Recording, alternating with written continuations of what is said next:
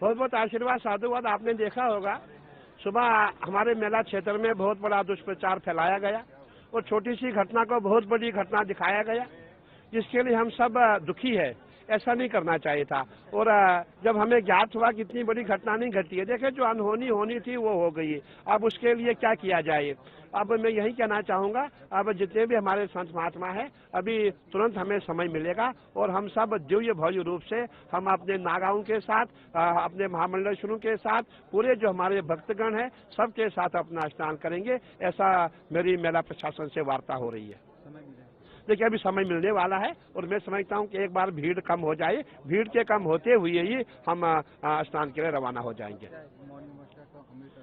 देखिए आपने देखा होगा मौनी अमावस्या है और अमृत स्नान है, जिसको शाही स्नान के नाम से पहले जाना जाता था।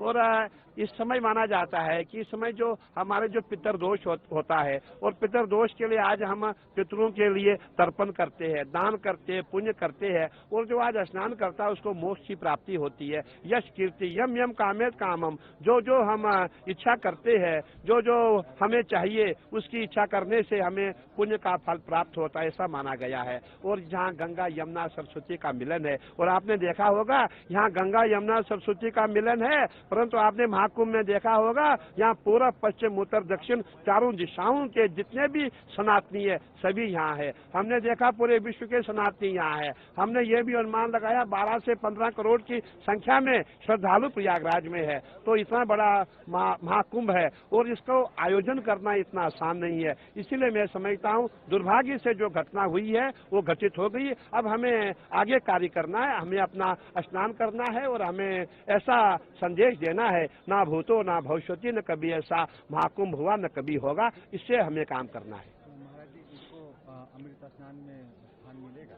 बिल्कुल बिल्कुल अमृत स्नान है। आपने देखा होगा अमावस्या पूरी रात तक, अमावस्या रात तक चलेगी और जब भी आप स्नान करेंगे, कभी भी आज के दिन आप स्नान करेंगे, आपको पूरा फल प्राप्त मिलेगा, आपको पुण्य का लाभ प्राप्त हो जाएगा। नहीं, ऐसा इसलिए लिया था हमने, जब सुबह अफवाहें चली उस समय हमने ये प्रयास किया कि अगर इतना भीड़ है, इतना क्राउड है, तो हम स्नान कैसे करें। और हमारे घाट ही पूरे बंद हो चुके हैं, हमारे घाटों में पूरे श्रद्धालु आ चुके हैं। हमने जनहित के लिए ये हमने फैसला लिया था, हमने कोई नाराजगी से रूठे नहीं थे।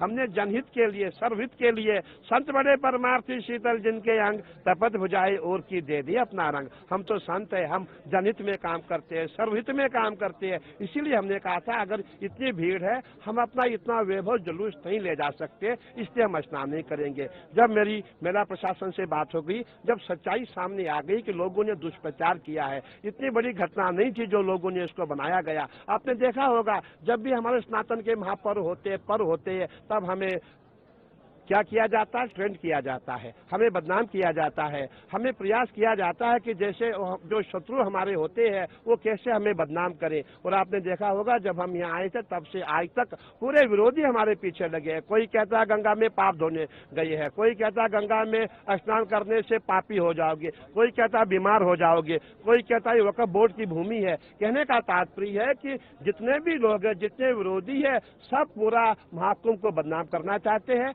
मैं सभी से करबद्ध विनती करता हूं, आप अफवाहों के चक्कर में ना आए, अफवाहों को ना माने, ये अफवाहें झूठी है। और आप जो है आइए और महाकुंभ में स्नान कीजिए, दिव्य और भव्य महाकुंभ मनाए और ज्ञात अज्ञात के जो आपसे पाप हुई है उससे प्रायश्चित हो, उसका प्रायश्चित हो जाएगा और आपको पुण्य का लाभ मिलेगा। अमृत स्नान 2 गिने जाएंगे या 3? तीन अमृत स्नान है। एक हम मकर संक्रांति पे हो गया है और एक हमारा ये मौनी अमावस्या का स्नान है, तीसरा हमारा बसंत पंचमी का स्नान है।